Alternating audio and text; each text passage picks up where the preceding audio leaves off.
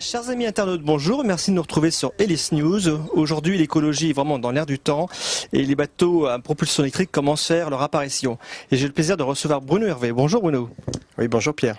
Alors, vous nous présentez un nouveau bateau, l'Equus 7, qui a une propulsion électrique. Vous pouvez nous en parler ?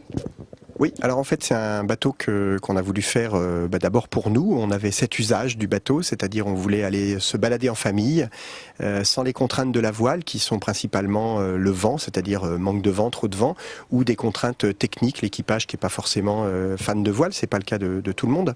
Et puis en même temps on avait un petit peu du mal à se résoudre à aller sur l'eau avec un bateau à moteur, qui est quelque chose qui nous a quand même un peu dérangé très longtemps quand on naviguait à la voile. Et d'où l'idée en fait d'essayer la propulsion électrique dans un bateau. Alors on l'a d'abord essayé dans un bateau qu'on possède, un bateau familial qui est un CG Peterson, qui est un bateau de 1930, donc un bateau très ancien qui était fait pour naviguer avec des puissances de moteur très faibles, donc un bateau économe en énergie en fait dès 1930. Et puis comme ça fonctionnait à peu près, ou même assez bien, avec une hélice qui n'était pas adaptée, une carène qui n'était pas parfaite, une propulsion qui n'était pas terrible, on a décidé donc avec Finoconc, les architectes, de développer une carène spécifique, un bateau spécifique pour l'usage qu'on avait nous, et on pense que cet usage d'un bateau familial, simple, convivial, c'est un usage que d'autres personnes ont, et ça c'est le marché qui nous le dira. Alors pour faire un bateau à propulsion électrique, on peut prendre n'importe quelle carène ou vous avez développé un bateau, une coque spéciale ?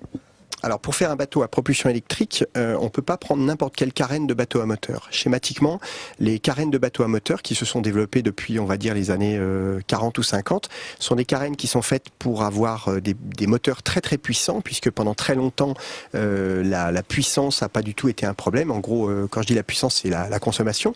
Donc si on veut aller vite, on met un moteur de 300 chevaux ou de 500 chevaux.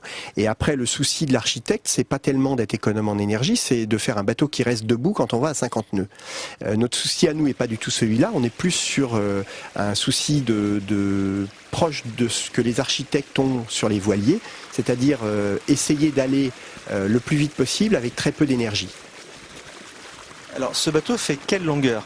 Alors le bateau fait 7 mètres au pont et il fait 7 mètres dans l'eau. Voilà.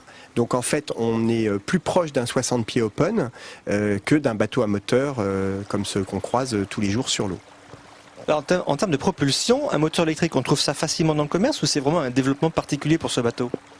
Alors, je pensais naïvement il y a 2 ans qu'un moteur électrique c'était la même chose que ce qu'on a dans sa machine à laver, qu'on branche 2 câbles et puis que ça marche comme ça.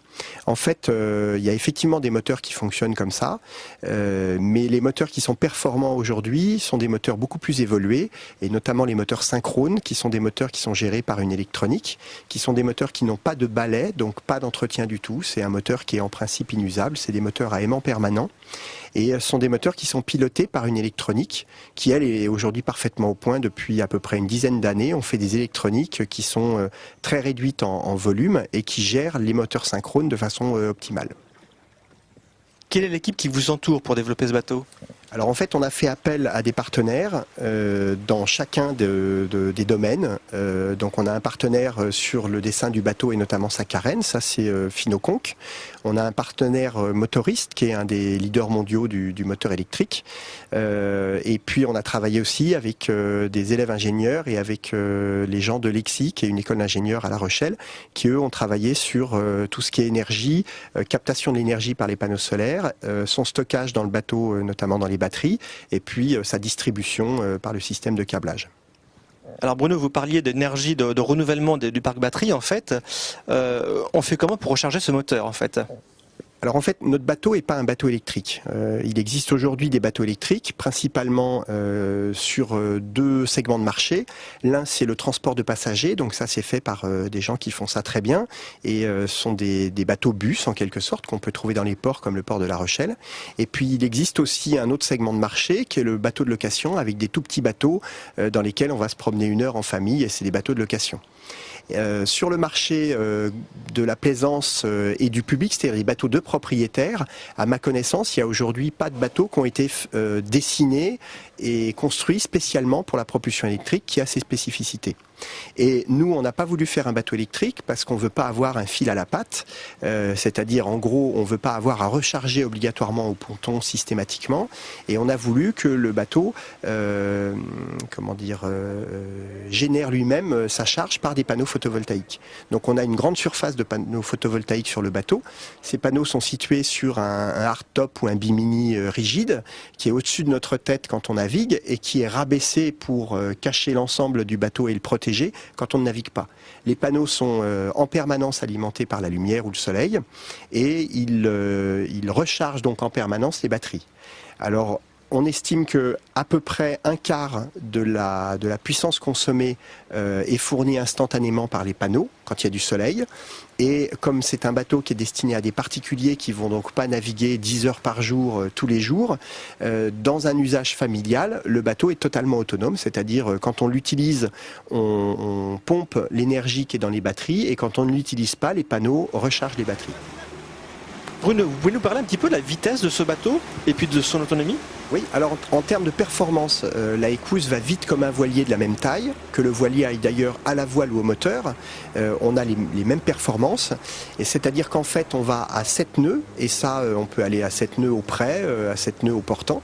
Donc ça c'est la vitesse maximum. La vitesse de croisière, en gros, donc la vitesse qui nous permet d'avoir une bonne autonomie et une vitesse correcte, c'est 5,5 nœuds pendant 4 heures avec un jeu de batterie et pendant 8 heures avec 2 jeux de batterie. Donc 5,5 nœuds pendant 4 heures, ça nous fait plus de 20 000 d'autonomie. Et ça, c'est hors bonus solaire. Je dis bonus solaire, c'est-à-dire hors l'énergie que le soleil nous apporte quand il y en a. Alors, naviguer avec un bateau comme celui-ci, certes, c'est sûrement très intéressant, mais le jour où il y a du gros temps, où il y a de la vague et du vent, est-ce que ça passe bien? Alors le bateau est homologué, il est conçu en respectant les normes CE, catégorie C. Donc il permet de naviguer, j'allais dire officiellement jusqu'à force 6 et 2 mètres de creux. En réalité on peut naviguer avec plus de vent que ça, peut-être sous réserve dans le très gros temps de rabattre le bimini, mais la puissance d'un moteur électrique, elle est, j'allais dire, sans limite. Il faut savoir que le Queen Mary 2, qui est un paquebot, est propulsé par des moteurs électriques. Donc je sais que dans le milieu de la plaisance, beaucoup de gens pensent qu'un moteur électrique ça peut pas pousser.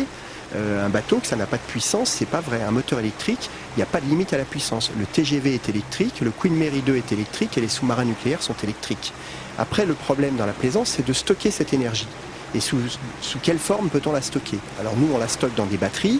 Les batteries, effectivement, elles, peuvent stocker assez peu d'énergie. Et donc, à nous ensuite, avec cette quantité d'énergie assez faible, à nous de la dépenser de façon économe pour avoir un bateau qui va avancer bien.